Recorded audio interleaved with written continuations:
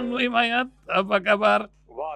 Waalaikumsalam warahmatullahi Hmm. wabarakatuh. Kali ini Hmm. dari Melaka di Malaysia. Malaka, tempat datuk-datuk. Ziarah kah Bang Nuim di sana? Ya, ini kan karena tempatnya Hang Tuah dan Hmm. bagi saya Melaka ini Hmm. punya arti penting. Arti Hmm. pentingnya kalau boleh saya ceritakan begini. Boleh, boleh. Ini. Hmm. Waktu itu sedang Hmm. seru-serunya ya propaganda Hmm. anti-Islam Hmm. ya di berbagai penjuru dunia dengan mengutip apa yang mereka sebutkan sebagai ayat-ayat pedang, Hmm. yaitu dari At-Taubah, terutama ayat kelima dari At-Taubah. Hmm. Di situ mereka mengatakan betapa keji dan kejamnya Islam, sehingga Islam itu memang disebarkan dengan menggunakan kekerasan. Hmm. Tapi kemudian di tengah-tengah sebuah ini, seorang profesor orang Australia dari Universitas Nasional Australia yang kebetulan menikah dengan seorang perempuan dari Minangkabau, Profesor Anthony Jones namanya. Dia juga banyak menerjemahkan karya-karya apa yang mereka sebut sebagai pujangga sufi Amir Hamzah dari Tanah Langkat dari Sumatera Timur, tidak jauh dari Medan. Dan dia pernah mengatakan, saya sebenarnya ingin untuk menjadi muslim, cuma saya punya masalah tidak bisa bangun pagi untuk salat subuh, katanya. Yaitu urusan dia. Nah, ketika dia berbicara secara tidak langsung dia membantah bahwa penyebaran agama Islam itu terutama di Asia Tenggara dilakukan dengan pedang. Nah, ini yang susah. Saya pernah menulis surat kepada beberapa surat kabar di Australia yang mengatakan itu tidak benar, tapi mereka tidak mau memuat surat tersebut. Tapi itu persoalan lain. Nah, apa yang dikatakan oleh Profesor Anthony Jones adalah bahwa Islam masuk ke Asia Tenggara itu, dia melihat contohnya di Malaka, katanya. Ketika itu, dia tidak menyebutkan mungkin abad ke-13, abad ke-14. Ketika itu di Melaka itu ada pekan, hari pekan. Seminggu sekali itu ada hari pekan. Jadi orang berjualan. Jadi ada ini seorang India dari Gujarat, Muslim dari Gujarat. Dia membentangkan kain dan di atas kain itu dia menempatkan perhiasan-perhiasan murahan terbuat dari tembaga begitu. Jadi berjualan dah dia di situ. Tiba-tiba katanya dia melihat ke atas. Dia melihat ke atas, dia menduga ini sudah waktunya salat zuhur. Waktu itu kan belum ada jam tangan, belum ada mobile. Jadi ini sudah waktunya. Maka dia melipat dagangannya itu. Nah, dia terus pergi ke tepi sungai. Semua ini diperhatikan oleh banyak orang. Dia berwudu di sungai tersebut. Kemudian dia hitung-hitung kira-kira di mana Ka'bah, di mana kiblat, dia salat. Orang melihat apa ini orang ini itu turun naik begini begitu. Setelah dia selesai, orang-orang bertanya, apa yang kamu lakukan tadi? Oh, saya salat. Apa itu salat? Oh, itu perintah dalam agama saya. Apa agamanya? Islam. Ya, ceritakan. Begitulah katanya kemudian Islam menyebar menjadi suatu agama cukup populer lah, begitu kira-kira. Nah, ini dia menunjukkan, mengatakan bahwa Islam itu tidak seperti apa yang dilakukan oleh Hernando Cortés. Hernando Cortés dari Spanyol ketika dia masuk ke Amerika Selatan, bagaimana dia menggasak itu Maya, Inca, habis semua. Demi agama, demi agamanya. Jadi ini tidak demikian dengan Islam. Jadi ini yang dikatakan oleh mereka, ini Islam ini karena At-Taubah ayat kelima itu suruh menghancurkan, bunuh di mana pun. Bukan. Itu kasuistis. Itu ada asbabun nuzulnya. Jadi dia mencoba untuk menjelaskan. Ya, karena dia sebagai seorang akademisi, dia mencoba objektif. Walaupun waktu itu dia belum masuk jadi seorang muslim, belum kembali ke Islam. Tapi dia bisa menjelaskan secara objektif. Dia mengatakan dia mau benci, tapi objektif. Objektivitas harus dipertahankan. Jadi ketika saya masuk ke sini, kemarin tiba di Malaka, itu saya melihat ya Laksamana Cheng Ho, ada juga disebut-sebut, dan sekarang kan ada yang mengatakan bahwa orang sekarang ini bersikeras bahwa Islam masuk ke Indonesia itu melalui Tiongkok. Ya, tapi Oh, banyak yang mengatakan tidak, maksudnya mungkin dari iya. Aceh itu mungkin dari Gujarat, dari dan lain Heeh. sebagainya dan sebagainya. Jadi ini persoalan sebenarnya tidak menjadi masalah dari Mhm. manapun datangnya itu sudah kehendak Allah Subhanahu Wa Taala. Mhm. Ini Islam merebak kemana-mana, tetapi mesti bil hikmati wal mau'izatil hasanah, dengan Mhm. hikmah, dengan kebaikan, dengan sopan santun, dengan lemah lembut seperti yang dijelaskan oleh pedagang dari Gujarat tadi kepada Masya orang-orang yang menanyakan kepadanya apa yang kamu lakukan. Oh, saya salah.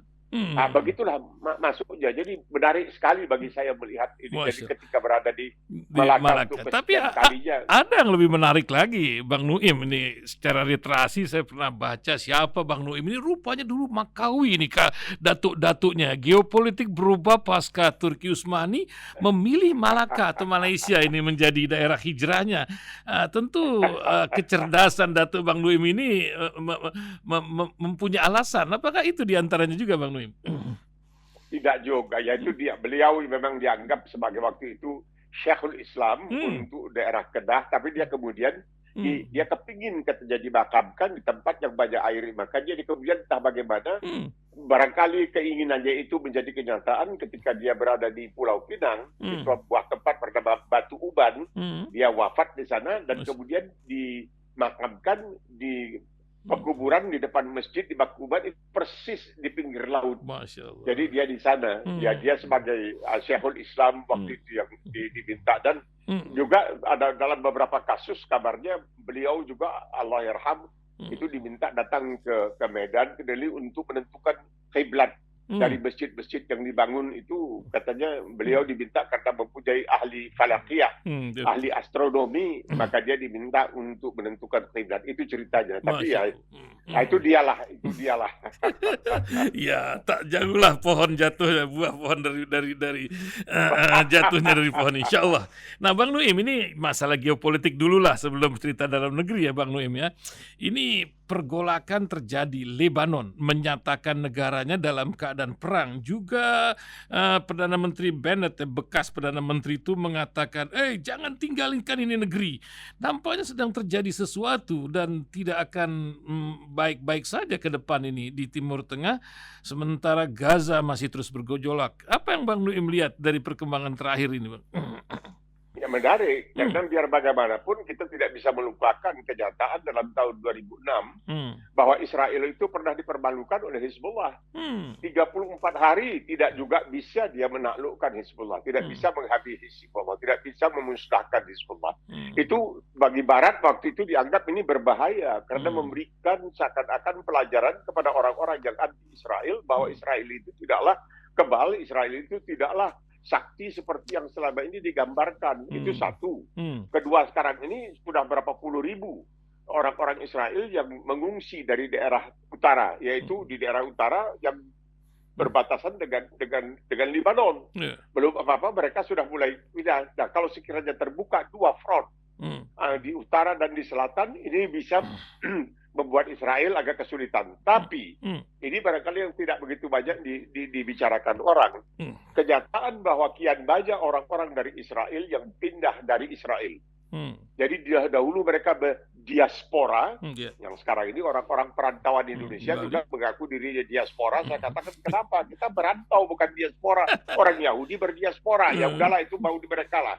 Nah, orang-orang Yahudi yang dahulu berdiaspora ke Eropa, kembali ke Israel. Atau ke Palestina. Tapi kemudian belakangan banyak di antara mereka yang sudah meninggalkan Israel. Nah, ini menimbulkan masalah. Apa masalahnya? Bukan saja berarti kekurangan tenaga, karena Israel sekarang ini ingin agar mereka yang selama ini dibebas tugaskan dari tugas wajib militer, karena mereka ini hanya boleh dikatakan terus-menerus ya berada mencurahkan perhatian pada soal agama, Taurat dan lain sebagainya. Sekarang dikatakan tidak, mereka juga harus ikut melakukan wajib militer karena sudah ada tentara Israel yang tewas di Gaza dan lain sebagainya. Nah, masalahnya dengan berkurangnya penduduk ini dampaknya luar biasa. Seperti sudah dikatakan oleh sementara pengamat. Kenapa Amerika Serikat begitu luar biasa dan gigihnya membela Israel? Ini bukan karena hanya apa-apa, karena mereka punya kepentingan tersendiri, yaitu kepentingan agama. Nah, di Amerika itu mayoritas penganut agama itu adalah yang disebutkan evangelis. Jadi artinya orang-orang Kristen yang Protestan, evangelis. Jadi bukan Katolik. Nah, mereka ini punya satu kepercayaan. Kepercayaan itu bersandarkan pada surah yang disebutkan sebagai revelation atau wahyu di dalam ajaran agama Kristiani.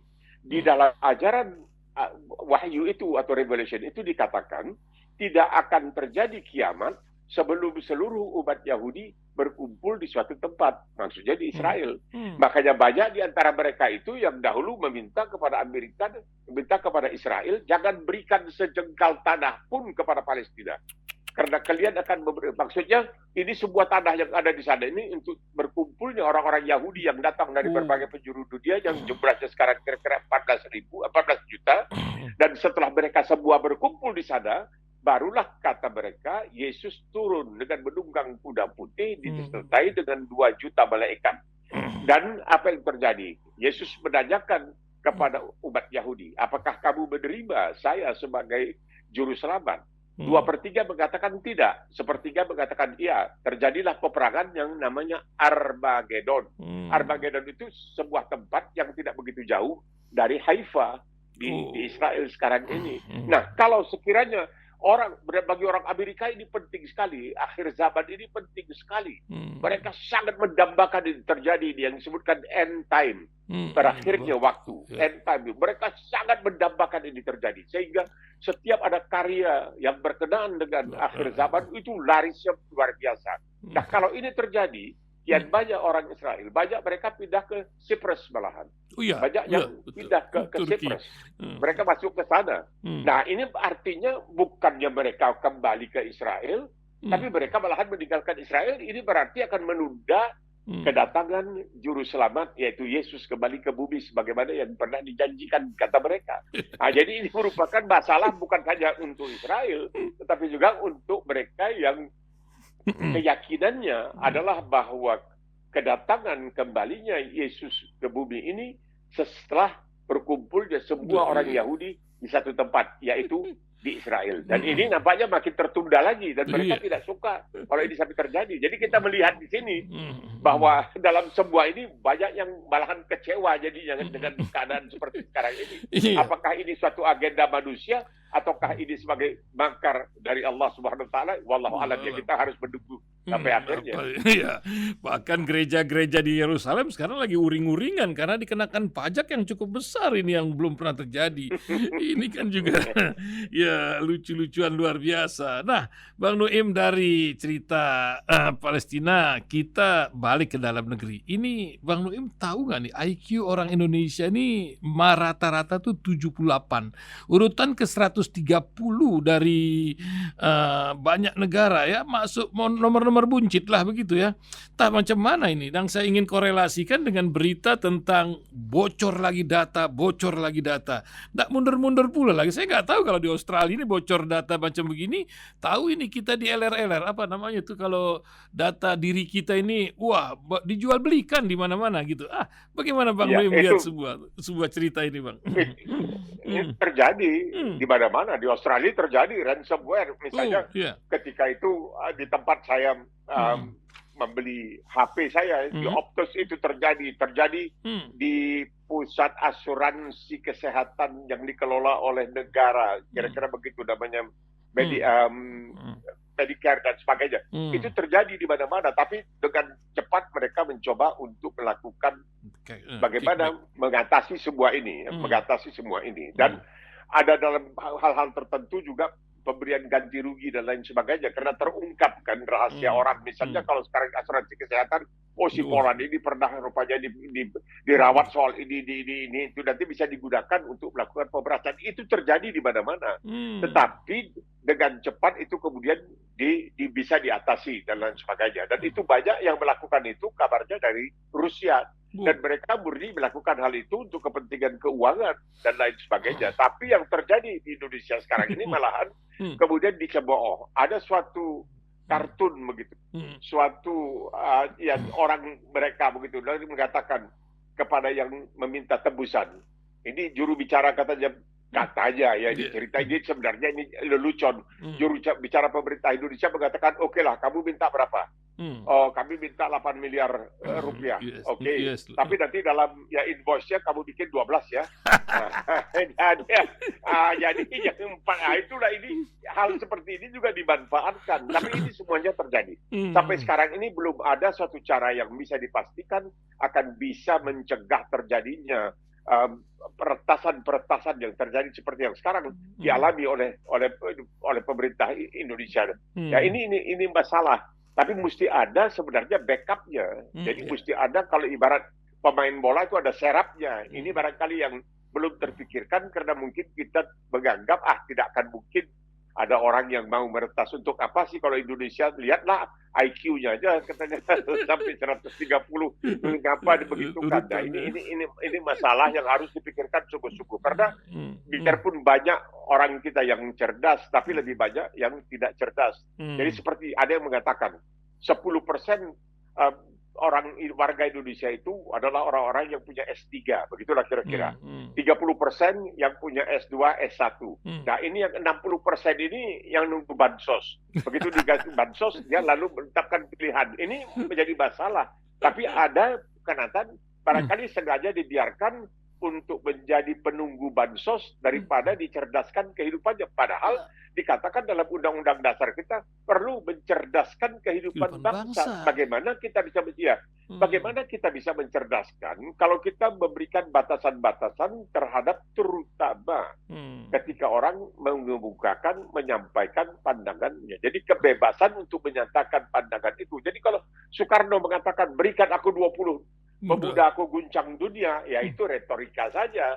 Itu retorika. Dia sendiri pun tidak bisa menggoncang dunia. Dia sendiri akhirnya juga dijungkalkan oleh seorang mayor jenderal pada waktu itu yang bernama Soeharto. Jadi masalahnya kita kurang menitik beratkan pada persoalan apa yang dikatakan sebagai pendidikan. Karena disinilah kita menarik. Nanti kalau kita katakan ini, mereka mengatakan, oh dia mau mencoba untuk khilafah dan tidak.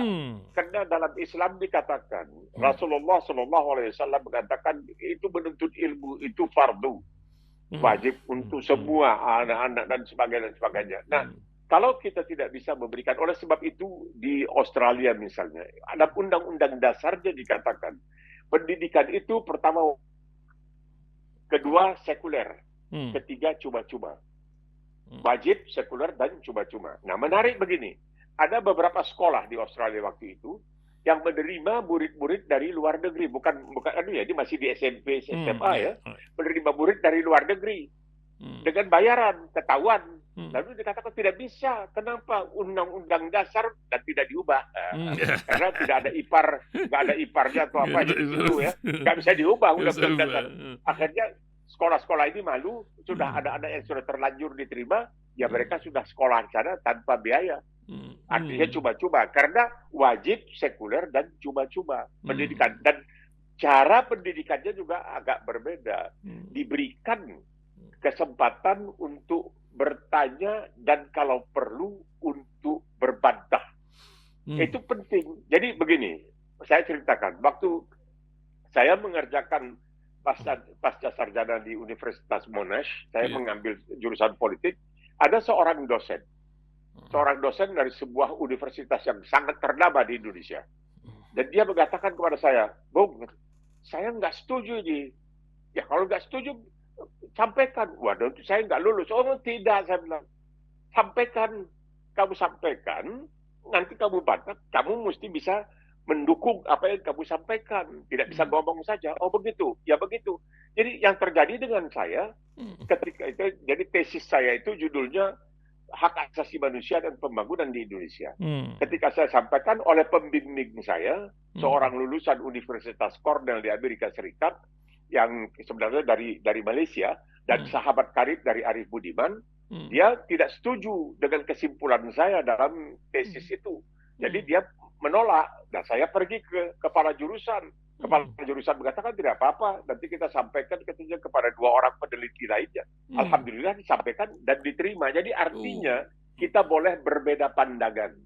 Nah, kalau sekiranya di Indonesia, bahkan dalam DPR, Dewan Perwakilan Wakilan rakyat. Rakyat. Tidak ada perbedaan pandangan karena dia kan anak presiden. Nah. Bagaimana? Segala-gala. Ya, dia kan tidak dong. Di sini lihat. Sekarang apa yang terjadi di Australia? Ini menarik. Australia ada seorang senator, umurnya baru 27-28, perempuan asal Afghanistan, bernama Fatimah Taiban. Fatimah 28 tahun. Ini baru umur, dia pakai jilbab kalau masuk ke Senat.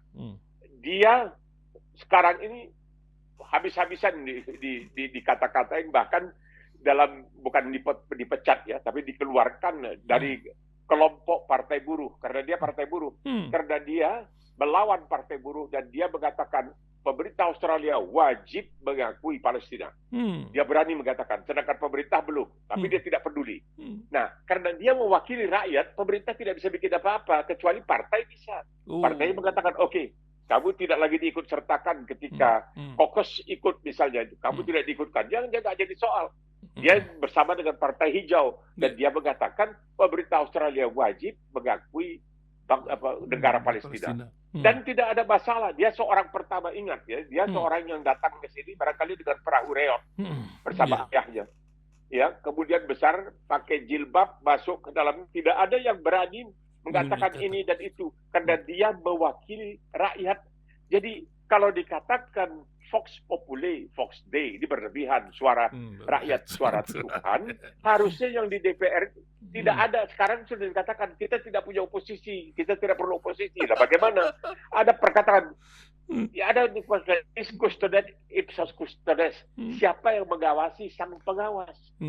Mesti ada yang mengawasi sang pengawas. Ini penting. Nah, kalau tidak memberikan pelajaran seperti ini, jadi sia-sia apa yang dikatakan oleh Rasulullah SAW. Cinta seorang ilmuwan itu lebih suci dari darah seorang syuhada. Bagaimana?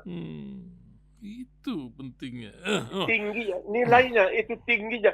Jadi kalau kita melihat misalnya Al-Quran, itu tidak hanya salat, siam, itu penting. Tapi di situ ada zakat. Di situ ada zakat. Apa itu zakat? Zakat memberdayakan orang supaya dia bisa memberdayakan orang lain.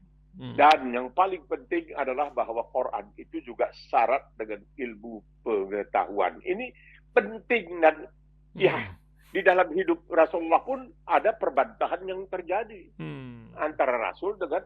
Jadi maksudnya Islam itu mengajarkan ketika kamu berbeda pandangan melakukannya ya dengan sopan santun dan lain sebagainya, tapi mempertahankan pandangan itu karena seperti yang dikatakan oleh Rasulullah dan juga dalam Al-Quran, adakah sama orang yang berpendidikan dengan orang yang tidak berpendidikan? Nah, kalau sekiranya banyak orang mengatakan tidak sanggup anak-anaknya untuk terus meneruskan sekolah karena begitu tingginya biaya dan sebagainya, mungkin kita harus memikirkan barangkali dengan sistem yang berlaku di Australia, di mana orang anak masuk ke universitas setelah dia lulus dan dia bekerja, apabila nanti gajinya melampaui batas tertentu, maka mulai dipotong gajinya, sebagian dikembalikan kepada pemerintah. Karena dulu pemerintah telah membiayai dia untuk melakukan kuliah di universitas, sekarang dia mesti balas kembali dengan membayar kepada pemerintah. Tapi tidak membebani sehingga mereka bisa masuk menjadi mahasiswa. Nah, luar biasa Bang Nuim. Ini kan Bang Nuim kan masih WNI ya. Ini kan ada banyak tulisan tentang orang Indonesia. Ya ternyata dengan keadaan IQ dan apa mungkin itulah menyebabkan ada makan siang gratis nantinya. Wallahualam nih tambah merosot atau bagaimana IQ-nya. Nah yang jadi masalahnya ada juga judul di media Indonesia pagi ini. Keluarga Indonesia miskin tapi bahagia. Ini apa maksudnya Bang Nuim nih kira-kira ini orang Indonesia ini gimana Bang Nuim? Ya, jelas, oke, miskin tapi bahagia, tapi itu perorangan. Oh ya. Tapi kalau semuanya miskin, ya ini masalahnya ada suatu dikatakan bahwa pemerintah penguasa itu adalah cerminan dari rakyatnya dan dia harus memberdayakan umatnya. Jadi seperti yang dikatakan oleh Umar bin Khattab radhiyallahu anhu, dia tidak mengutamakan dirinya sebagai pemimpin atau anaknya yang ada yang satu anaknya sangat cerdas luar biasa tapi tidak diikut sertakan karena khawatir dan karena bagi dia jelas simpel saja. Kenapa setelah wafatnya Rasulullah SAW kenapa khalifah tidak diserahkan kepada Ali bin Abi Thalib? Ah, Ali bin Thalib itu besarnya sahabat Rasulullah, dia luar itu biasa. sepupu, dia itu menantu dan lain Hmm. sebagainya. Kenapa Hmm. diberikan kepada Abu Bakar Abu Siddiq Bakar Siddiq. radhiyallahu anhu? Kenapa kemudian diberikan kepada Umar Wow. bin Khattab? Kenapa Hmm. kemudian diberikan? Karena itu Betul. kemauan rakyat. Hmm. Itu kemauan rakyatnya. Hmm. Jadi kan pelajarannya dari situ. Insya Allah itu ada pelajaran di situ. Hmm. Kita mesti menarik pelajaran. Oke, dia bahagia. Banyak orang yang punya uang tidak bahagia. Hmm. Punya banyak uang tapi tidak bahagia. Macam-macam masalah yang dia hadapi, Betul. masalah pribadi dan lain sebagainya. Hmm. Tapi bukan itu ukurannya. Ukurannya adalah Hmm. berjuang untuk bisa memberdayakan orang lain supaya orang lain bisa. Jadi merata, bukan hanya sebagian, merata. Lebih ada pemerataan. Ini yang menjadi tujuan daripada ajaran Islam itu. Itu yang penting, sehingga dia katakan bahwa menuntut ilmu itu merupakan bagian juga daripada ajaran Islam itu sendiri. Itu merupakan keimanan untuk belajar. Jadi kalau dikatakan miskin tapi bahagia lalu semua orang mau miskin, tidak. Berikanlah pilihan. Akan orang menghendaki suatu kehidupan yang lebih layak. Masya Allah, luar biasa. Waktu pula ini. Ini Bang Nuim 6 hari lagi. Oh, saya informasikan juga Bang Nuim di Jazirah Malaysia ini ada 80 pendengar kita yang streaming sekarang sedang mendengarkan di sana. Nah, kita ingin garis bawahi 6 hari menjelang hijrah Bang Nuim. Sabtu atau Ahad besoklah tahun baru Hijriah. Apa yang Bang Nuim ingin garis bawahi? Semangat hijrah ini masihkah kontekstual dengan keadaan sekarang? Silakan Bang Nuim. Oh jelas, jelas. Hijrah itu dikatakan bukan pelarian. Selalu diterjemahkan sebagai pelarian. Tidak ada seorang nabi itu lari dari masalah, tidak pernah. Seorang nabi itu justru dia berada di tengah-tengah masalah untuk mengatasi masalah itu. Hijrah itu adalah perpindahan dari tempat yang jelek ke tempat yang lebih bagus. Itu artinya begitu. Dan dengan demikian nanti dia bisa menjadikan tempat yang jelek itu sebagai tempat yang lebih bagus. Jadi hijrah itu seperti juga halnya dengan membayar zakat adalah memberdayakan. Dia ke sana untuk memberdayakan tempat yang pernah ditempati, tetapi tempat itu adalah pusat dari ketidakadilan. Jadi seperti yang dikatakan oleh seorang pengamat non-muslim ya, Karen Armstrong dari Inggris, dia pernah menjadi suster di sebuah biara, di seorang biarawati, bahwa Al-Quranul Karim itu mengamanatkan kepada umat Islam untuk membentuk sebuah masyarakat yang adil dan beradab. Jadi bukan hanya adil makmur, adil beradab. Ini etikanya ini. Tanpa etika ini jadi masalah ini. Ya, jadi dalam hal ini ajaran Islam itu apa mau disebut khilafah, apalah pokoknya. Betul. Apakah boleh disebut atau tidak. Kenyataannya seperti dikatakan oleh Karen Armstrong, Al-Quranul Karim secara keseluruhan mengamanatkan kepada umat Islam untuk membentuk sebuah masyarakat yang adil dan beradab. Lebih satu adil. Nomor satu itu adil dan beradab. Itu yang paling penting. Ya, jadi tidak bisa dikatakan karena jadi hijrah itu meninggalkan tempat yang jelek, mendatangi tempat yang lebih bagus untuk sebentar. Sehingga nanti bisa kembali dan membuat tempat yang jelek itu menjadi lebih bagus. Itu yang disatukan oleh hijrah, bukan pelarian. Seorang rasul, seorang itu tidak melarikan diri. Tidak ada rasul yang melarikan dirinya dari masalah. Tidak, dia datang untuk menyelesaikan masalah itu, bukan untuk melarikan diri dari. Nah, selama ini ada terjemahan hijrah itu the flight. Nah, itu bahasa flight itu dari perkataan fly ya, terbang, lari. Tidak, bukan itu. Bukan itu maksudnya. Tetapi untuk menghindari ya satu kejelekan, kebagusan, untuk kemudian mendatangi tempat yang jelek itu sehingga tempat itu menjadi lebih bagus lagi. Masya Allah. Wih, terima kasih Bang Nuim segala pencerahannya hari ini. Ada sebenarnya saya ingin tanya perkembangan pemilu di Iran dan lain-lain, juga ke Malaka ini banyak orang Medan itu kalau ke sana cek kesehatan katanya lebih ringan dan komunikasi lebih baik. Apa Bang Nuim juga bertemu dengan teman-teman dari Sumatera yang banyak cek kesehatan di sana gitu Bang Nuim? Memang, tapi lebih banyak sebenarnya di Pulau Pinang. Kalau yang dari Sumatera, dari Medan, karena Pulau Pinang itu dengan pesawat hanya setengah jam dari Medan. Saya pernah masuk ke sebuah rumah sakit bernama Peninsula, rumah sakit di Penang. Saya melihat itu dan dibawa ditunjukkan bahwa paspor hijau itu Iya. yang diletakkan di lantai sampai ke atas dinding itu barangkali ada 2 atau 2,5 meter tingginya orang-orang yang datang berobat ke sana. Memang mungkin agak lebih mahal, tetapi ini ada satu cerita. Tetapi saya ceritakan, teman saya waktu itu dari Medan mengatakan bahwa salah seorang pegawainya itu harus cuci darah. Saya katakan kenapa? Tahu lah katanya. Karena dikatakan oleh dokter atau rumah sakit mesti cuci darah. Saya bilang enggak. Saya udah lihat dia itu malaria. Oh enggak, cuci darah enggak. Ayo kita pergilah kami ke Pineng. Begitu sampai di Pineng ya malaria, ini orang malaria. Nah, jadi diagnosanya itu juga kadang-kadang ya penting lah ya. Enggak tahu saya. Betul. Jadi kesian juga. Memang apa boleh buat. Seperti dikatakan oleh waktu itu mantan wakil presiden Yusuf Kala.